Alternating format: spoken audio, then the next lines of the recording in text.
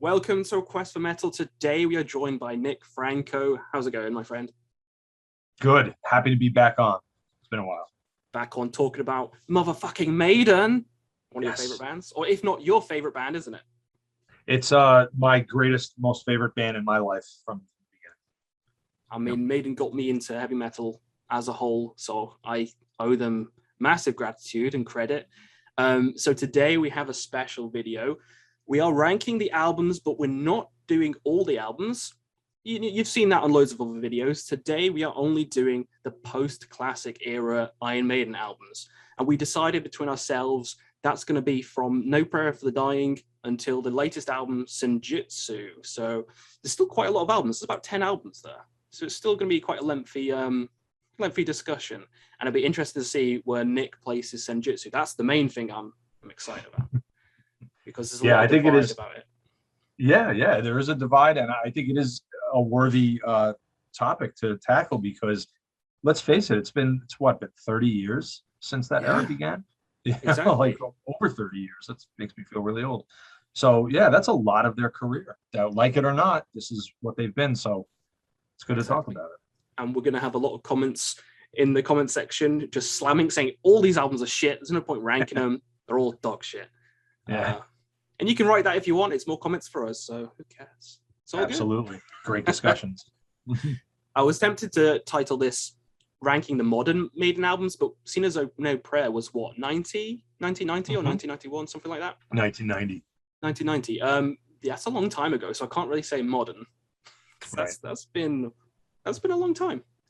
Right. But I think if, like we were saying before, if we agree that, that classic era with the classic lineup sort of got distorted once Adrian left after Seventh Son, I think that we can agree that their styles shifted, and that's when we got the quote unquote modern era of me. Modern era. Exactly.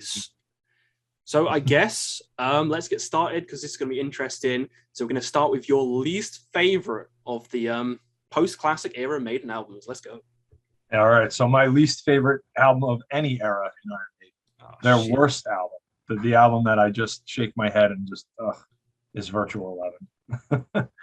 And it was the second album with Blaze Bayley. There are redeeming qualities because it's still Iron Maiden, is the Klansman and Future Real. So good. Yeah. And there's great guitar solos and guitar work on the album, but it just misses. I think it was Blaze's weakest effort. A terrible cover and a terrible Eddie. Maybe some people like it. I think it was terrible. But, I kind of like it. Yeah, that's fine. Yeah, no, it's totally fine. Just for me, it was, didn't hit, but it was the lowest ebb of like popular heavy metal. Right? It was 1998. Grunge and new metal had sunk their teeth into the commercial web of metal, and bands like Maiden were playing in clubs at that point. And it's just like dark time for Maiden. Yeah, so that's my least favorite, Virtual 11. We'll get to that. My least favorite is the other Blaze Bayley album, The X Factor. I had a hard time deciding between these two, to be honest. What put it over the edge for The X Factor is the whole theme of the album and the whole dreary nature of it, because Virtual 11 has some like upbeat stuff. Como Estas Amigos, kind of fun little song. I don't mind that. Future Real's a nice epic song, kind of short, but epic in nature. The singing, and yeah, the Klansman's really fun and interesting. I love that song. But X Factor, every song just feels dreary and kind of dull for me. I do like a lot of the songs, but the whole album has this kind of depressing atmosphere. Even the album cover, which is my least favorite album cover, I don't like the Dissecting Eddie. It's just gray, and it kind of fits the music on the X Factor. Some people in my Iron Maiden ranking said this is their favorite album, which is good. It's good for them, but doesn't really do much for me. I really listened to it again before this video, and I don't get too much enjoyment for it. And Man on the Cross is amazing. I really love that one. Sign of the Cross, sorry. Man on the Edge. I got them both mixed up. Both amazing songs. Yeah. Man on the Edge and Sign of the Cross, my two favorite songs. Mix them together, even better song. Lord of the Flies is great, but it's better when Bruce sings it. On Death on the Road, the live album, I love that album. and he sings Lord of the Flies and that is fantastic. So there is some standout songs on it. Edge of Darkness is pretty good, but it's just so dull and lifeless. I just have to put it last. It just doesn't have the same energy as Virtual, even though a lot of people say Virtual's the worst. For me, X Factor's the worst. If my maiden lore is remembered correctly, I believe Steve Harris was going through a very difficult divorce. And as a result, he wrote the Darkest Maiden album in the X Factor. So that's, I've heard that. Yeah, I think I read it in their biography. So that does make sense. All right. So my second least favorite, second word, whatever, moving along is The Final Frontier. Now, as our friend Chris Allo on my other show really, really hates this album. I don't hate this album. The interesting distinction for me with Final Frontier is it is the album with which I have the least emotional relationship. It just doesn't get under the skin of me. It just doesn't. I've tried. And I think I like, I don't know, there's one song in here I like, but it just is the album that has the least effect on me of all the ones they've done, negative or positive. It just does nothing for me. Nice cover, though. Good cover. Yeah, we'll see that in time. My second least favorite of the I guess of all time, Virtual 11. So we're going to your least pick. I'm not a big fan of Blaze's voice on either of the albums, but he does have some standouts like The Klansman on X Factor. Oh, sorry, on Virtual 11 and Edge of Darkness on I'm just getting them all mixed up now. This is why I do editing in my videos. Edge of Darkness on X Factor. Yeah. But yeah, on Virtual, like I said before, I do think it's a slight step up, in my opinion, just because it's not all doom and gloom. There are some ebb and flows, like Como Estas Amigos, like Future Real, like Klansman. There's a lot of different sounds within the songs. It's not just all the same mood the entire way through. But there is some repetitions in the choruses which just go on way too long. And we all know the song. Yes. Angel and the Gambler. Oh my God. Yeah. No, without a doubt. I think that's a good point that you raised. I was going to try to fit in is that one of the problems we want to really get down into it is that, listen, Blaze Bayley he's not a bad singer. He's actually quite a good singer. Right. And I think he just doesn't have the type of dynamic range to, like, if you're going to repeat choruses like that, you better have a very engaging voice. It doesn't always work when Bruce does it. I don't think it's a good trope. I don't think it's a good, I wish they would do it less. They seem to be doing it a little bit less lately, but that's a great point. It didn't flatter Blaze's skill set to do that. It's very monotone, just the same kind of level throughout, which is fine, but it's just not interesting. I don't want to go back to it. Exactly.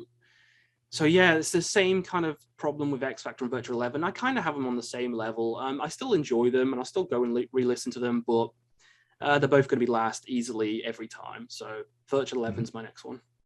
All right. Yeah, you probably would not find too many people that disagree with that. Next for me, believe it or not, is No Prayer for the Dying. There's a lot I really do like about this album. I think Holy Smoke and Public Enemy #1 are just two of the most fun, cool, Holy Smoke. So it just gets in your head. It really, really good. Run Silent, Run Deep, I even like. But my friends always tease me. If they watch this, they'll know that I always have a problem with the song Hooks in You.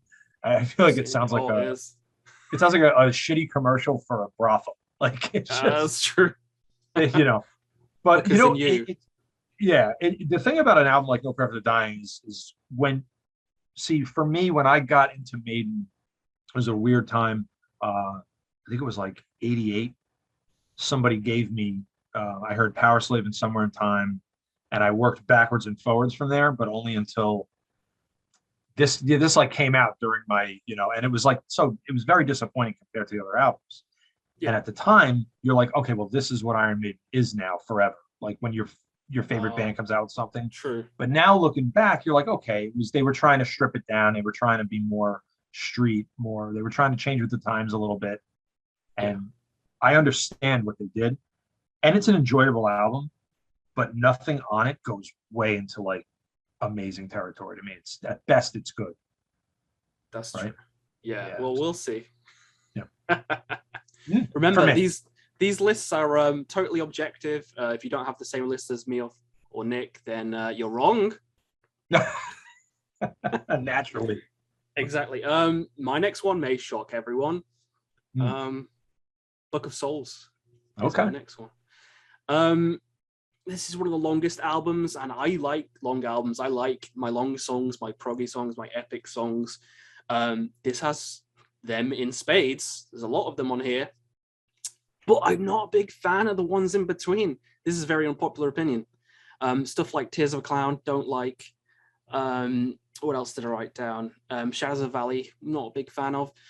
Even Speed of Light's kind of okay for me, but when they hit hard. So this is kind of like a yin and yang album for me, because Red and the Blacks I love, Empire of the Clouds I love. That melody gets stuck in my head all the goddamn time, like all the time. Do do do do do do do do do, like all the fucking time.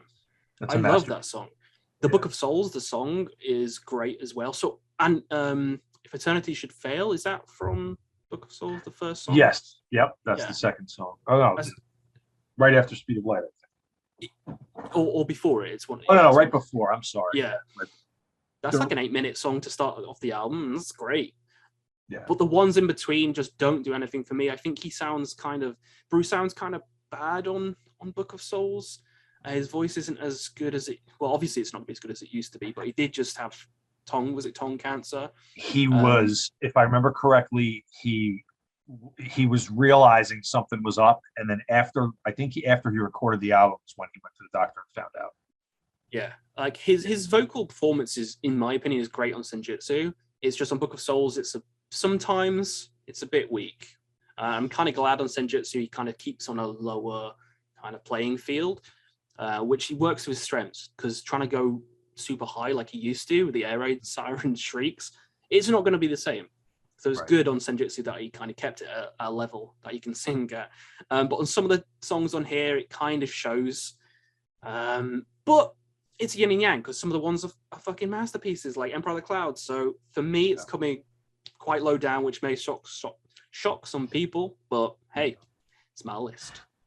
Absolutely. And there's no right or wrong, except for yours is right and everyone else is wrong. No. Yeah. I'm just kidding. Yeah, I mean, I've agonized over where to put the next one. It's tough. But I'm going to go with how I originally had it.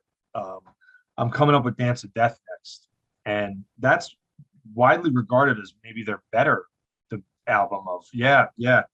I'll tell you why, and it's fine. Like I really am annoyed by Montsegur, and I don't like the title. No.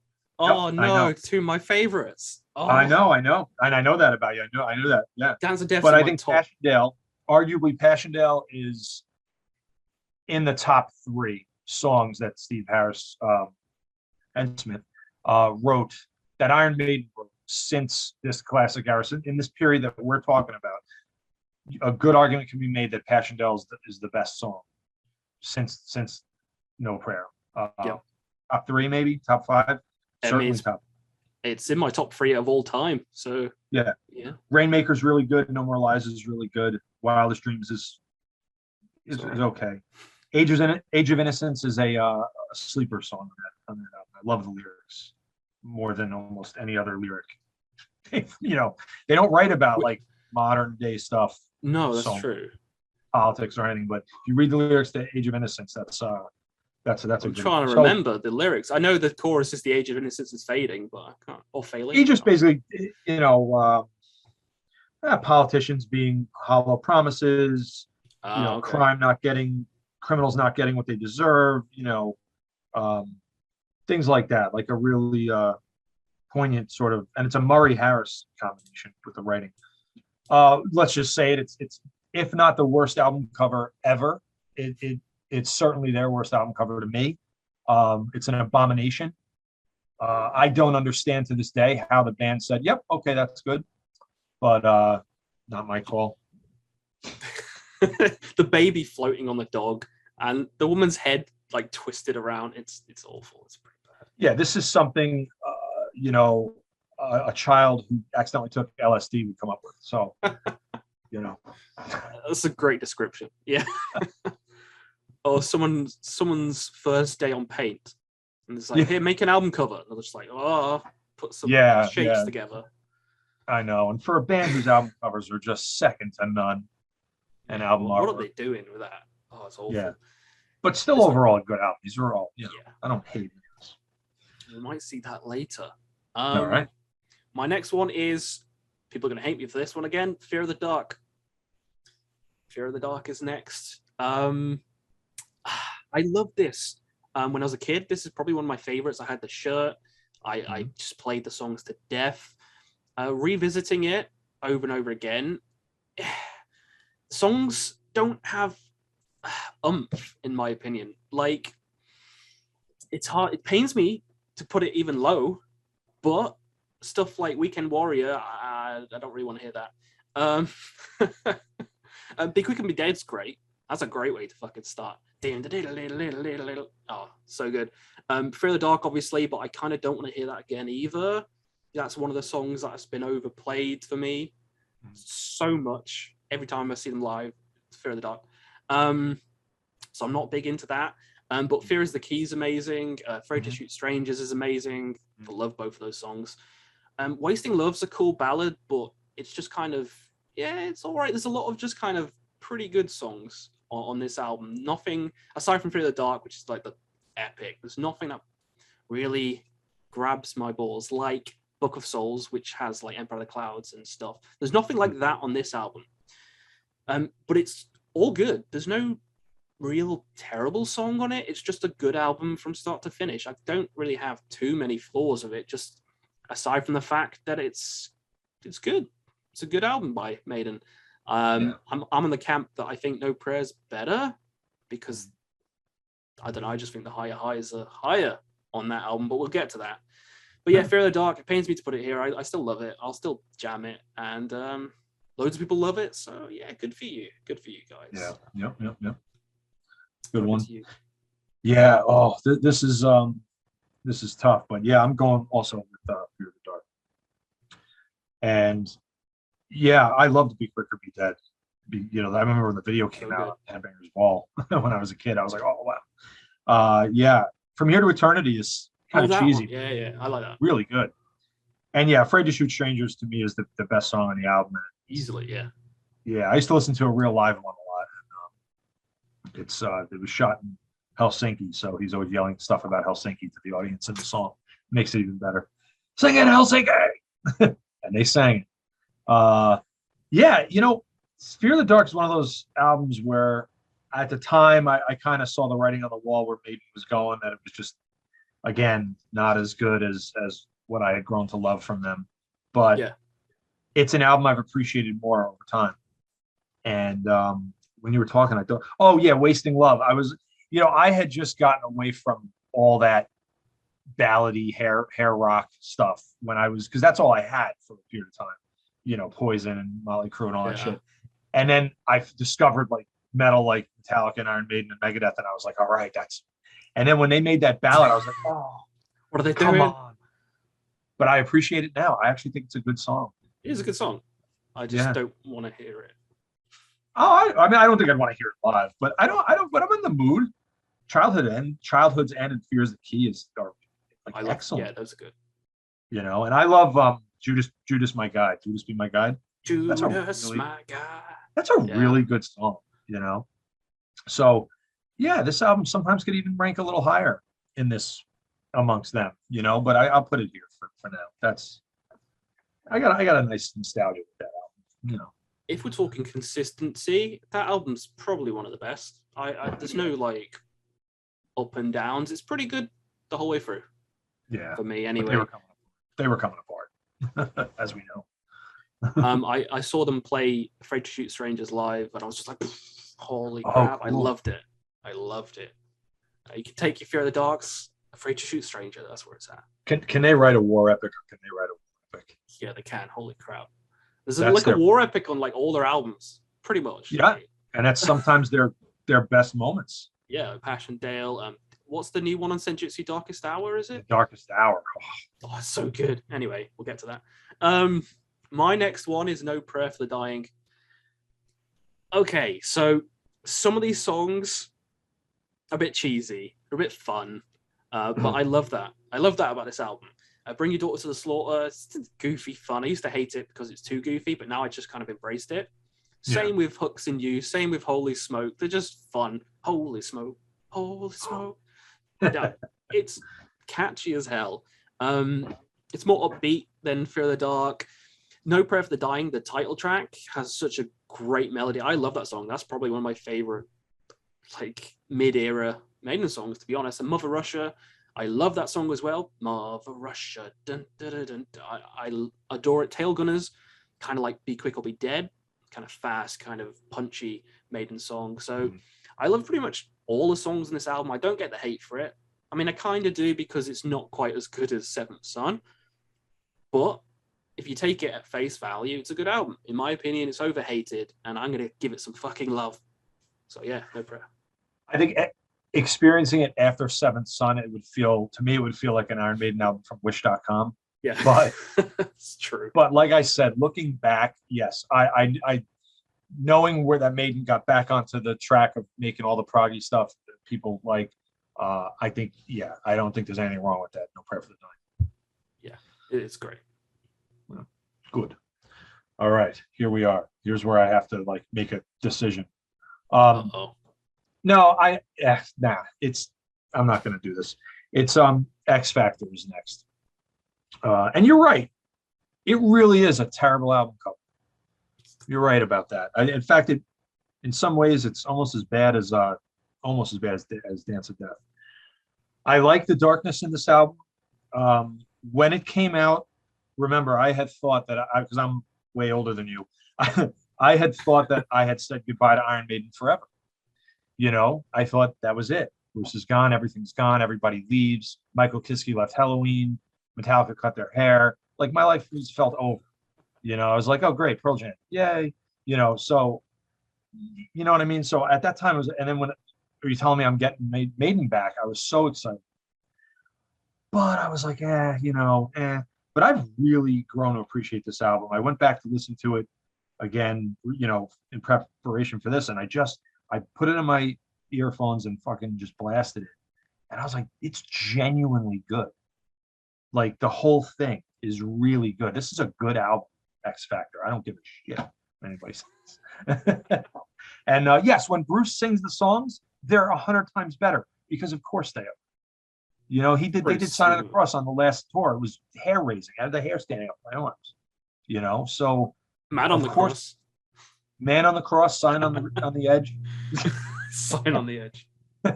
Yeah, so I have no problem cheering for that album. I think it belongs like almost in the upper echelon of albums they did since that era. You know? Hell yeah. Hell yeah. Right. Obviously I don't agree because it's last, but I still enjoy the album a lot. You know, we're ranking them, but I still love every single album. So exactly. It's not like we're shitting on any of the albums. Chris isn't here, so you know, we'll be nice. My next one is The Final Frontier. Bit higher for me. Speaking of Chris, he'd strangle me for having it higher than a lot of these albums. But I tell you what, I fucking love this album. I used to have it last. This used to be my least favorite. It's grown on me so much over the years. It's grown on me so much. The last 3 songs especially, I adore. The Talisman's amazing. The Man Who Would Be King, I love. And Where the Wild Wind Blows, which is one of my favorite Maiden songs of all time. The melody in that, I adore the story in it. It's like based on a book. I don't know if it's Grave of the Fireflies, something where the couple mistake an earthquake for like the fallout, and then they end up dying in each other's arms, but it's actually just an earthquake, and they kill themselves for no reason. It's a sad song, but the melody is amazing. It almost brings tears to my eyes. I love that song so much. So those last 3 songs I adore. There's also a couple of other epics in it. The first song, Final Frontier, I love that song. It's catchy as hell. Final Frontier. It's very spacey with the intro to it as well. Pestilence will hate me for saying that. I Love Avalon. It's a great 9-minute song in the middle of it. And you got some shorter ones around it, which are pretty good. Eldorado's okay. Mother of Mercy's fine. Starblind, not a big fan of.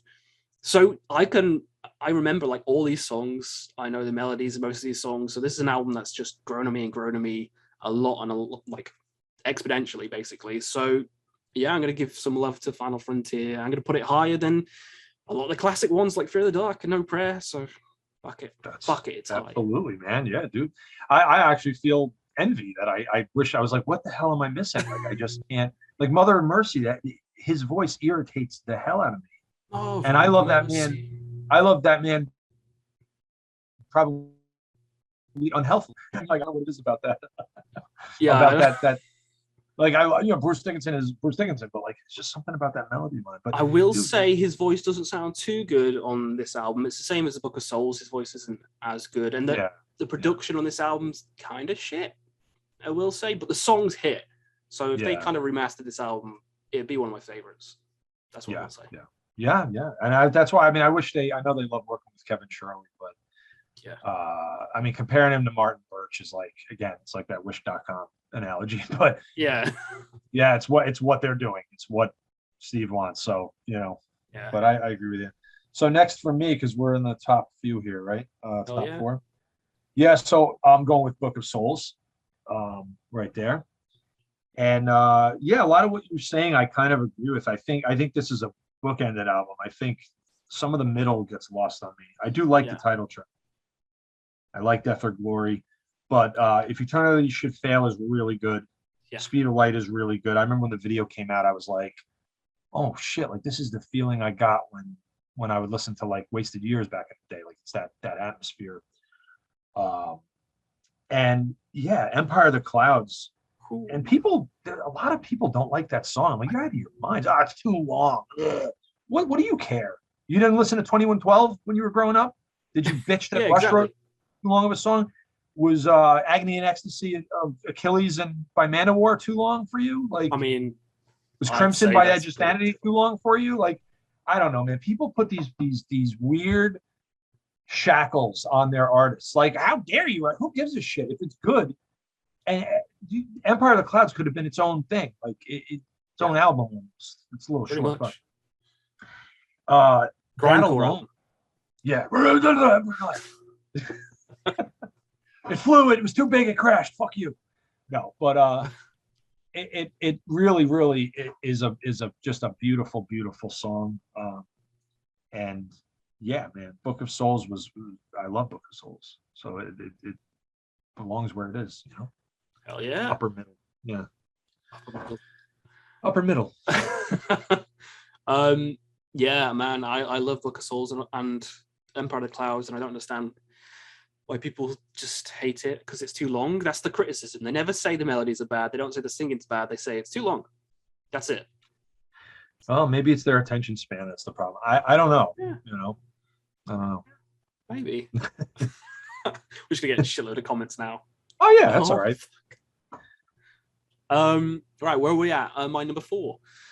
Okay, here we come with A Matter of Life and Death. This album is fucking awesome. It's really hard to do these top 4. These top 4 can change anytime. This album I had a poster on my wall when I was a kid. I loved it. I still love it. It's a very consistent album. It's kind of like the X Factor, but better, in my opinion. It has like a dark war theme all throughout.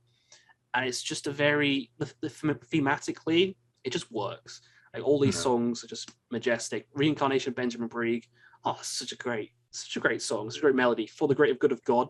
For the greater good of God. They played that too on the latest tour. And it was awesome. It went down great.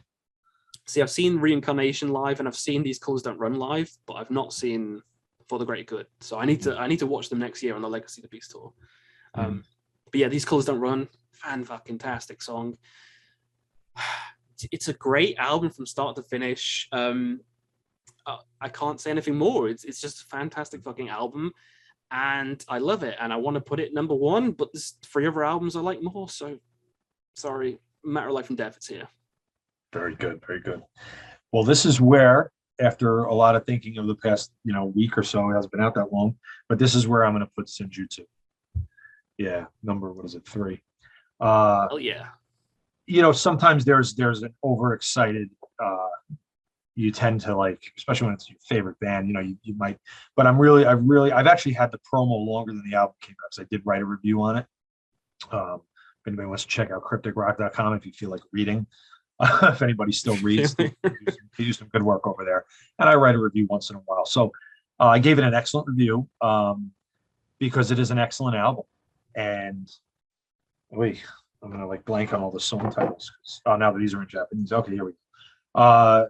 Lost in a Lost World was the song on it that was in my head on repeat constantly. That got stuck in there. A lost world. Yep.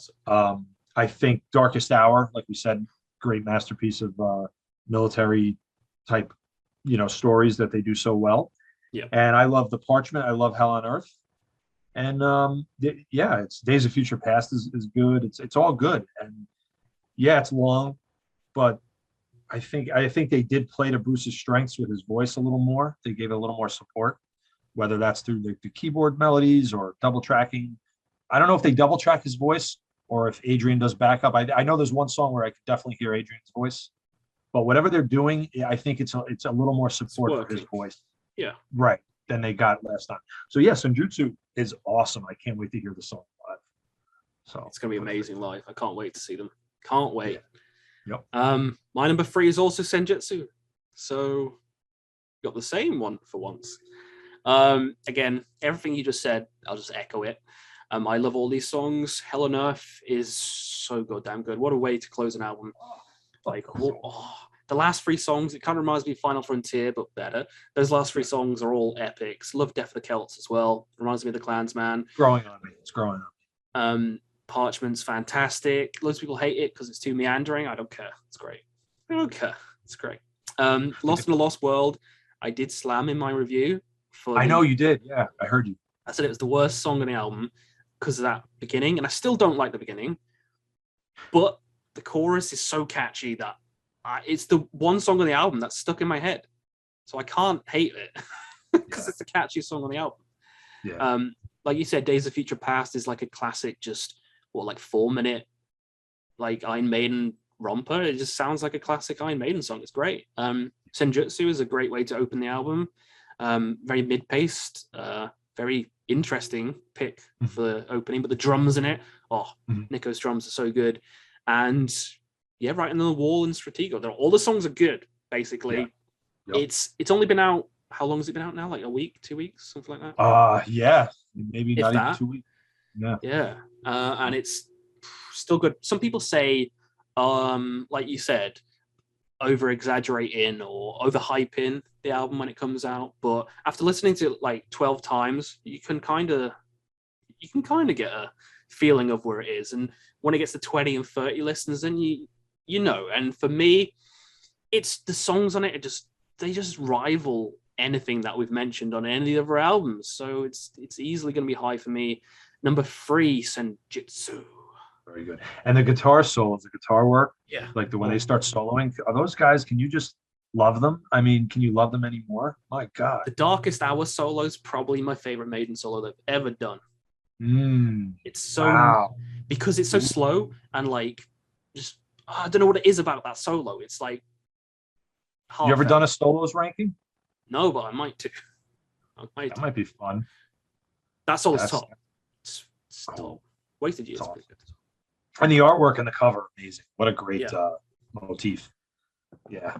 And Book of Souls, too. They've been doing some real good covers. Yeah, they have. They're the best. They're the fucking best. All right, where are we? The top 2, right? Top 2, yeah. Now, right now, I have this as number 2. After you asked me next year, and I'm not sure how high up Senjutsu can go because, again, we need a little bit more time. But right now, I have to say that Brave New World is my number 2.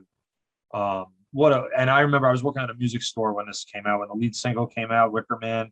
And I was, Bruce is coming back, like, holy shit. And I was like, wow, that's a really good song. Like oh my God, I'm getting Maiden back, like real Maiden. Yeah. And man, this album does not disappoint. Ghost of the Navigator, The Mercenary, the whole songs 5 through 10.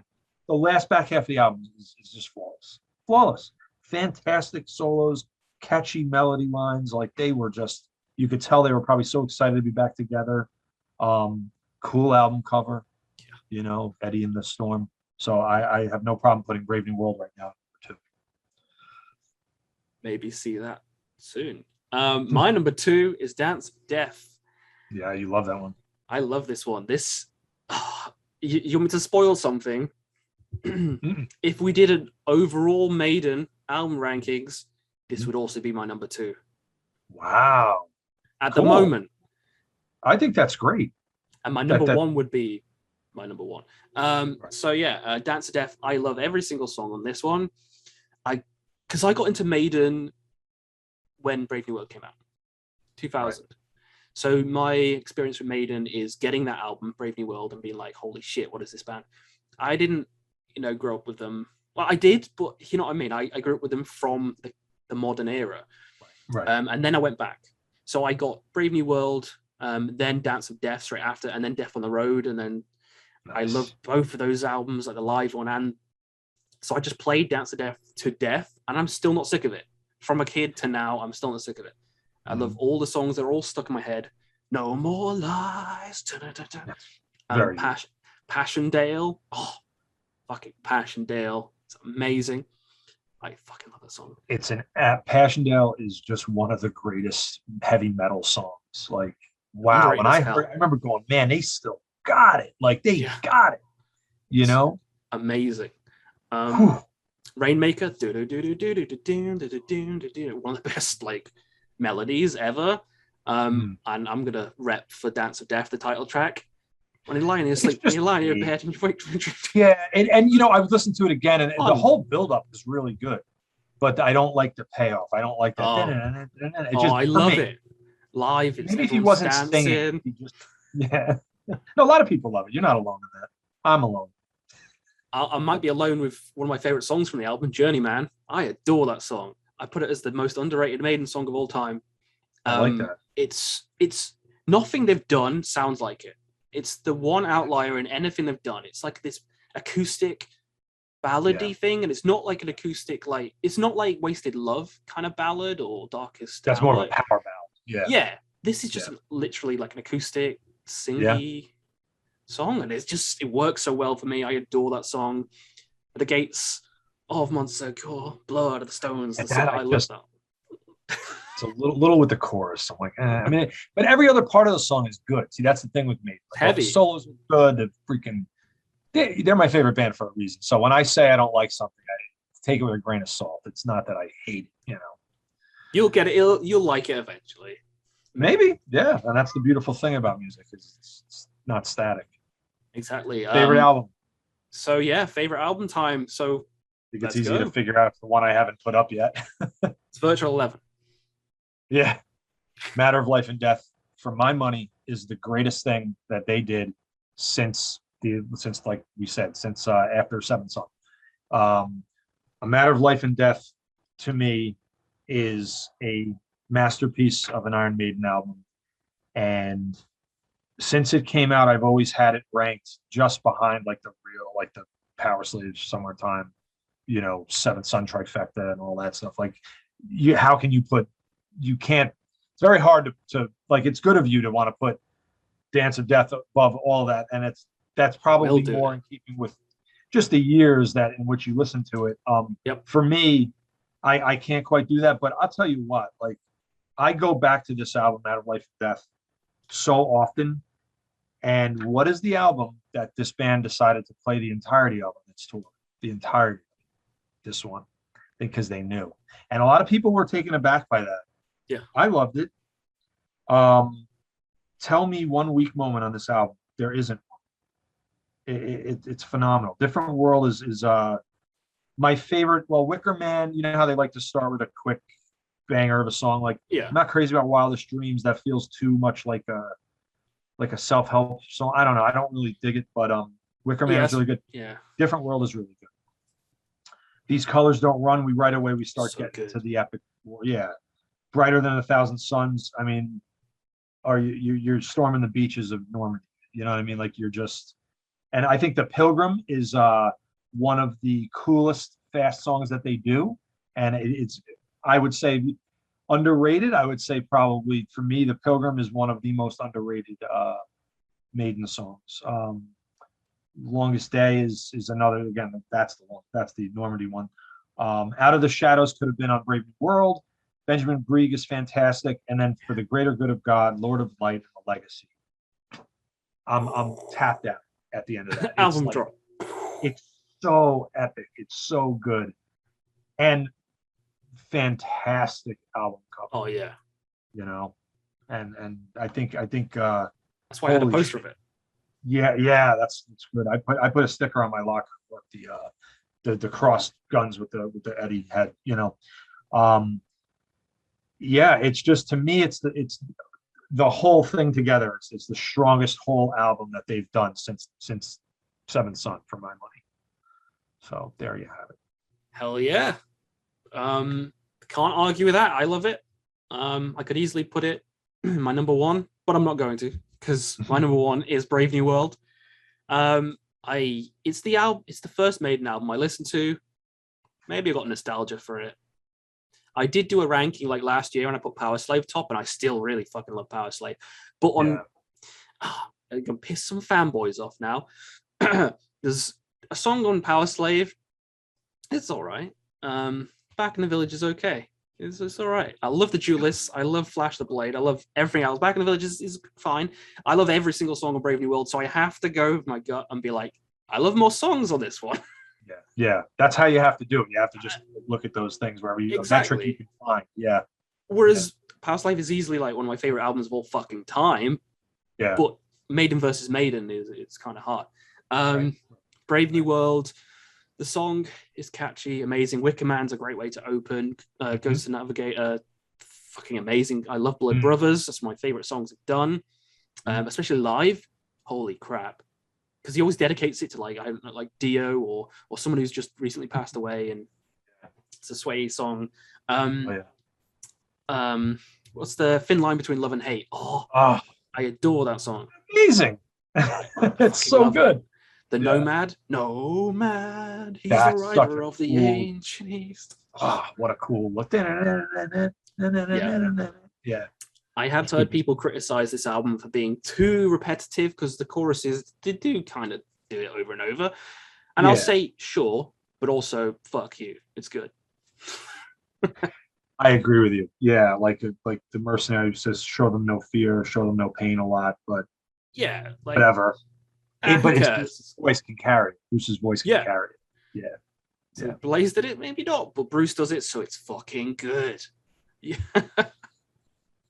Exactly. And if Bruce went back, they would never do this, because I don't think they would ever disrespect Blaze like that. But if they went back and recorded those albums with him singing, I wonder how they would sound, because the bones of a lot of those songs are good. Yeah. I know. I love the X Factor, but I don't think they should do that, to be honest. No. Those albums are still great. I'll still go back to them. So they are. I mean, well, I don't like Virtual 11. I only like a couple songs, but X Factor, I'm amazed at how much I enjoy.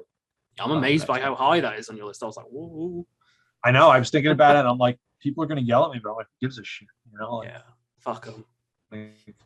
Yeah. And it's good how Senjutsu was high on both our lists. So there we go, folks. Senjutsu is good. Go buy it. It really is. I have it on like way too many formats. I have it on vinyl, and I have it on other vinyl.